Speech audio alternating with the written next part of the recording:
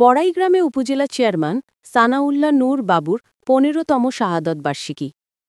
নাটোর থেকে মোহাম্মদ সৈকত হোসেনের পাঠানো তথ্য ও ভিডিও চিত্রে দেখুন বিস্তারিত।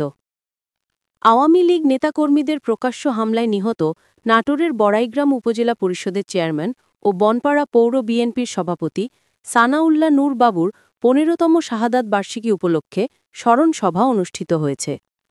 বুধবার বিকালে বনপাড়া বাজারে বাবু সংগ্রাম পরিষদের উদ্যোগে প্রথমবারের মতো প্রকাশ্যে এই স্মরণসভা অনুষ্ঠিত হয়।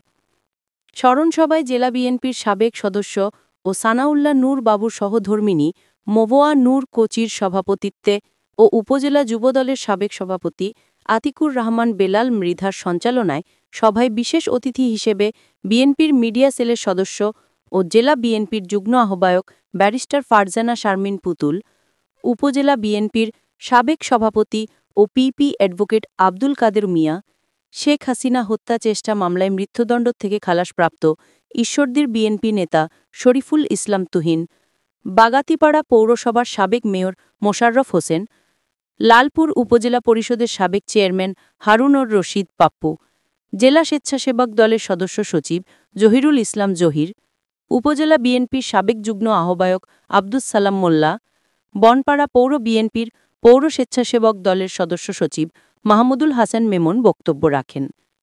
পরে সানাউল্লাহ নূর বাবুর বিদেহী আত্মার মাগফেরাত কামনায় বিশেষ মোনাজাত করা হয়।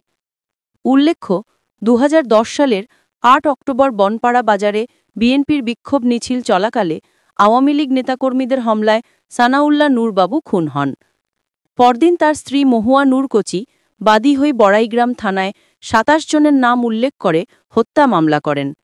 পরবর্তীতে আদালতে সম্পূরক আবেদনের মাধ্যমে ১৮ জনকে অন্তর্ভুক্ত করে মোট ৪৫ জনকে আসামি করা হয়। কোনো অদৃশ্য কারণে মামলার ১১ বছর পর ২০২১ সালে চার্জশিট দাখিল করেন সিআইডি।